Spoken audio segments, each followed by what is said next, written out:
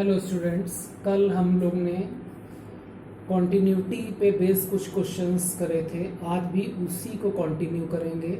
कुछ क्वेश्चंस जो हैं कॉन्टिन्यूटी के करके फिर जो है डेरिवेटिव्स या डिफरेंशियल कैलकुलस स्टार्ट करेंगे। Now first problem is if the function fx is equal to 1 minus cos kx upon x sin x when x is not equal to 0 and this is equal to half when x is equal to 0, then you have to find the value of k if the function is continuous at x is equal to 0.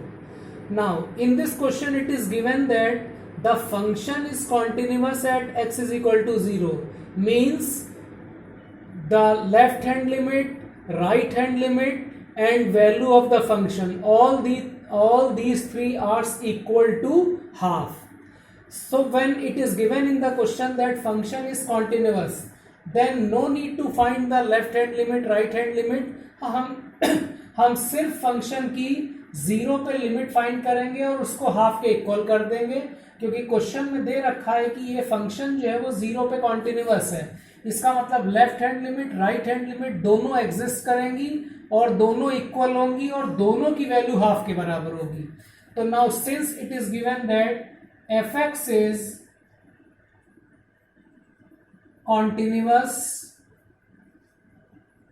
at x is equal to 0, therefore limit of the function at 0 is equal to value of the function at 0 and value of the function at 0 is half, means limit x tending to 0 fx will be 1 minus cos kx upon x sin x is equal to half. Now by solving this limit you have to find the value of k. As we know that 1 minus cos x is equal to 2 sin square x by 2. So limit x tending to 0, 2 sin square kx by 2 upon x sin x equal to half. अब इसको हम लिख सकते हैं limit x tending to 0 sine square kx by 2 upon x square into sine x upon x and this is equal to half. Now we can again write it as limit x tending to 0. We can write this as 2 sin square kx by 2 upon k square x square by 4. 4 से divide करके 4 से multiply कर दिया। इसी तरह k से जब k square से मल्टीप्लाई किया है तो k स्क्वायर से हम डिवाइड भी करेंगे into x upon sine x is equal to half. Now 2 by 4 will be half, so this half will come out of the limit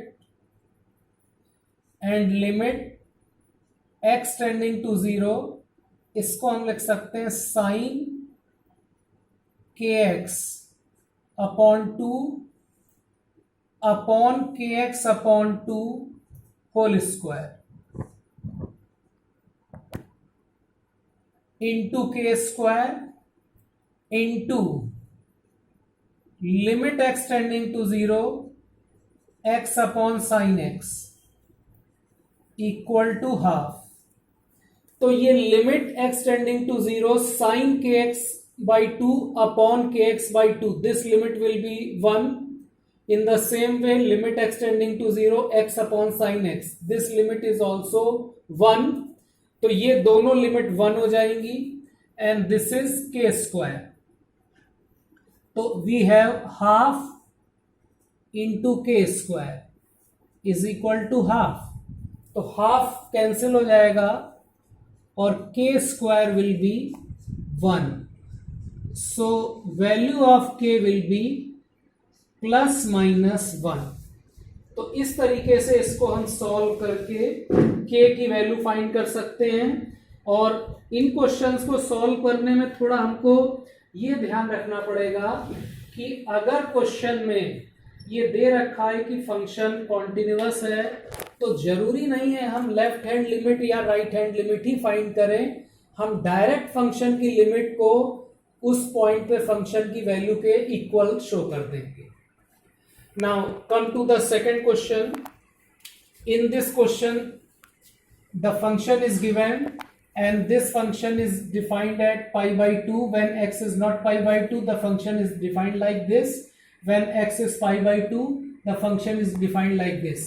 If the function is continuous, then we have to find the value of k. तो यहां पे भी same method apply करेंगे। Left hand limit right hand limit हमें find करने की जरूरत नहीं है, क्योंकि क्वेश्चन में दे रखा है कि ये फंक्शन कॉन्टिन्यूअस है। इसका मतलब left hand limit right hand limit दोनों एग्जिस्ट करेंगी, इक्वल होंगी और दोनों की वैल्यू भी 3 होगी। तो हम डायरेक्ट 3 पे पाई बाई 2 पे इस फंक्शन की लिमिट लें और उसको फंक्शन की वैल्यू के इक्वल कर दें। तो since it is given that function is continuous at pi by 2, therefore the limit of the function at pi by 2 will be 3. The limit x tending to pi by 2 will be 3. Limit x tending to pi by 2, k cos x upon pi minus 2x equal to 3। अब यहां पे substitution करेंगे और generally जब हम substitution करते हैं तो जो लिमिट होती है x की जगह दैट लिमिट प्लस h हम सब्स्टिट्यूट कर देते हैं। तो यहां पे हम x will be pi by 2 plus h। When x is tending to pi by 2 h will tends to 0। तो after substitution limit h tending to 0, k cos pi by 2 plus h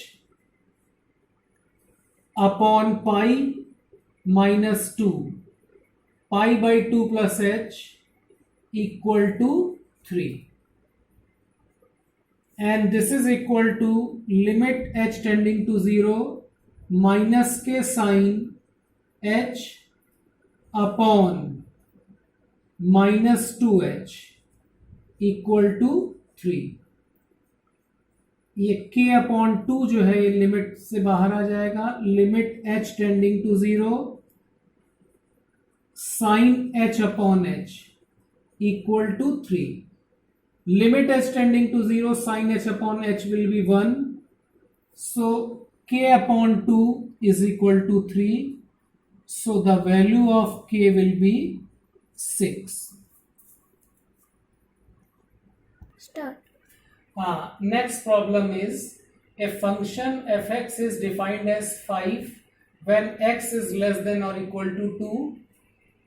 It is defined as ax plus b when x lie between 2 and 10, and it is equal to 21 when x is greater than or equal to 10. It is given that if the function is continuous, then find the value of a and b. अच्छा, class interval को देखने से clear है कि इस function के लिए जो टर्निंग पॉइंट है हमारे वो सिर्फ 2 हैं, 2 और 10। यानी इस फंक्शन की कॉन्टिन्यूटी जो हम चेक करेंगे वो या तो 2 पे चेक करेंगे या 10 पे चेक करेंगे। इन दोनों पॉइंट्स के अलावा और किसी पॉइंट पे ये फंक्शन डिसकंटिन्यूअस नहीं हो सकता है अगर डिसकंटिन्यूअस है। But it is given in the question that the function is continuous, so it will be continuous for the all values, but we will check the continuity of the function at only turning point, and turning points are 2 and 10. तो यहाँ पे हम इसकी continuity check करेंगे। fx is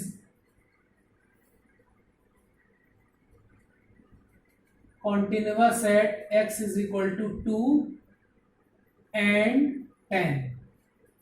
So when it is continuous at x is equal to 2, the left hand limit is equal to right hand limit.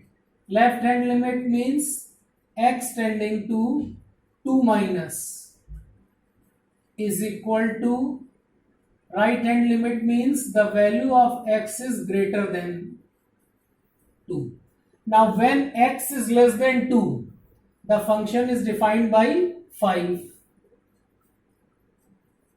and when x is greater than 2, the value of x will lie in the interval, this interval, and function is defined as ax plus b. तो जब x की value 2 से थोड़ा ज्यादा होगी तो function हमारा ax plus b से डिफाइंड होगा, और x की जगह हम 2 रख देंगे, a into 2 plus b. So this will give 2a plus b is equal to 5. This is first equation. फिर इसकी कॉन्टिन्यूटी हम चेक करेंगे. fx is continuous at x is equal to 10. ये 10 पे भी कॉन्टिन्यूस है, इसका मतलब left hand limit is equal to right hand limit at x is equal to 10. Limit x tending to 10 minus, this is equal to limit x tending to 10 plus fx. अब when the value of x is less than 10, अगर x की value 10 से कम है तो function हमारा defined होगा ax plus b से, यानी x की जगह अब हम 10 रख देंगे, a into 10 plus b, and when the value of x is greater than 10, the function is defined by 21. So this will give 10a plus b is equal to 21. Now we have two equations. First equation is 2a plus b is equal to 5, and second equation is 10a plus b is equal to 21. So solving 1 and 2, equation 1 is 2a plus b is equal to 5, equation 2 is 10a plus b is equal to 21. Solving this equation, we will get a is equal to 2 and b is equal to 1. Start. हाँ students, अब कुछ question मैंने आप लोगों को assignment में continuity के दिए हैं जो आप लोग को करने हैं. Now I am going to start the new topic that is a differentiability. Class 11th में आप लोगों ने डिफरेंशिएशन पढ़ा था, उसी डिफरेंशिएशन को अब हमें आगे कंटिन्यू करना है. और डिफरेंशिएशन में differentiation means rate of change of one quantity with respect to another quantity. जैसे हम कहें वेलोसिटी, तो velocity is a rate of change of displacement with respect to time, and acceleration is a rate of change of velocity with respect to time. यानी एक quantity का अगर दूसरे quantity के रिस्पेक्ट में हम रेट ऑफ चेंज निकाल रहे हैं तो that is called a differentiation. ये बेसिक डिफिनेशंस जो है क्लास 11th में हम लोग पढ़ चुके हैं, उसी को थोड़ा अब हम कंटिन्यू करेंगे. Suppose y is a function of x. y is a function of x, then x is called a independent variable and y is called a dependent variable. यानी जब हम x की वैल्यू चेंज करेंगे तो y की भी value change होगी. तो जैसे अगर हमने x की वैल्यू इंक्रीज करके x से डेल्टा x कर दी तो y की वैल्यू जो है वो y से डेल्टा y हो जाएगी. अब इन दोनों इक्वेशंस को अगर हम माइनस करें, 2 minus 1,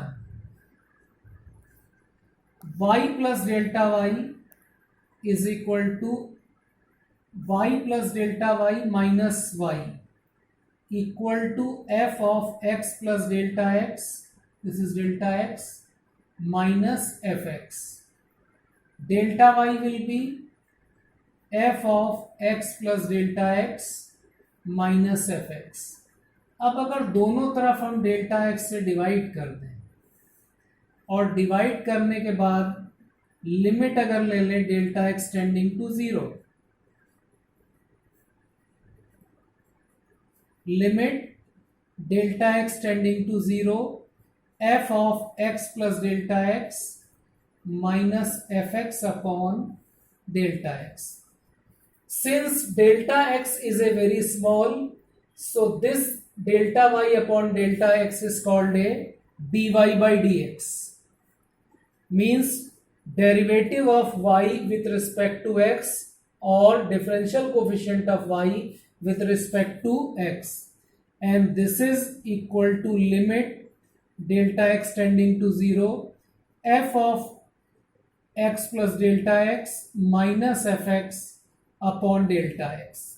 यहां पे डेल्टा एक्स की जगह हम h भी ले सकते हैं, तो dy बाई डी एक्स की जो डेफिनेशन हो जाएगी limit h tending to 0 f of x plus H minus F X upon h. ये dy बाई डी एक्स की डेफिनेशन है जो क्लास 11th में हम लोग पढ़ चुके हैं. जिस तरह हम लोगों ने पढ़ा था कि हर फंक्शन कॉन्टिन्यूअस नहीं होता है, उसी तरीके से डिफरेंशिएशन की भी एक कंडीशन है कि हर फंक्शन जो है वो हर पॉइंट पे डिफरेंशिएबल नहीं होगा. तो कोई भी फंक्शन किसी पॉइंट पे तभी डिफरेंशिएबल होगा जब लेफ्ट हैंड डेरिवेटिव और राइट हैंड डेरिवेटिव दोनों सेम होंगे. Left hand derivative means left hand derivative is limit h tending to 0 f of left hand derivative x minus h minus fx upon minus h, and right hand derivative is limit h tending to 0 f of x plus h minus fx upon h. So this function fx is differentiable only when left hand derivative is equal to right hand derivative. किसी भी function के किसी point पे अगर left hand derivative और right hand derivative की value same आ रही है तभी वो फंक्शन उस पॉइंट पे डिफरेंशिएबल होगा. ज्योमेट्रिकली जो है dy बाई डी एक्स का मतलब होता है स्लोप. अगर हम कोई एक y is equal to F X कोई ये कर्व लें और इस कर्व के इस पॉइंट P पे अगर टेंजेंट ड्रॉ करें और ये टेंजेंट अगर x एक्सेस के पॉजिटिव डायरेक्शन से थीटा एंगल बना रही है तो slope of the tangent tan theta, and this is equal to dy by D X at P. यानी पॉइंट P पे dy बाई डी एक्स की जो वैल्यू होगी वो पॉइंट उस कर्व के टेंजेंट का स्लोप होगी. यानी ये हम ये कह सकते हैं कि dy बाई डी एक्स जो है वो geometrically slope of the tangent के बराबर होता है. Start. तो students, derivative means rate of change of one quantity with respect to another and geometrically it represent the slope. यानी कर्व के किसी पॉइंट पे अगर टेंजेंट हम ड्रॉ कर सकते हैं तो उस पॉइंट पे डेरिवेटिव एग्जिस्ट करेगा, और अगर टेंजेंट ड्रॉ नहीं कर सकते means at that point the derivative of the function will not exist. Class 11 में कुछ फार्मूले हम लोगों ने पढ़े थे. पहले हम उन फार्मूलों को रिवाइज करेंगे. पहला हमारा फार्मूला था derivative of x to the power n x to the power n minus 1, derivative of e to the power x, derivative of a to the power x log a, derivative of log x 1 upon x, sine x का derivative cos x का derivative minus sine x, tan x का derivative sec square x, cot x का derivative minus cosec square x, sec x का derivative sec x tan x, और cosec x का derivative minus cosec x cot x। ये फार्मूले class 11 में तुम लोग ने पढ़े थे। और अब कुछ नए फार्मूले हैं इनवर्स फंक्शन के जो आप लोगों को पढ़ने हैं।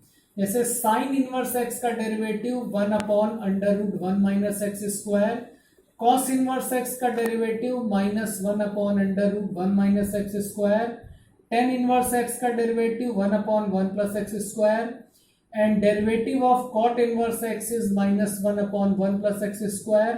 Derivative of sec inverse x is 1/mod x √x square minus 1, and derivative of cosec inverse x will be -1/mod √x square minus 1।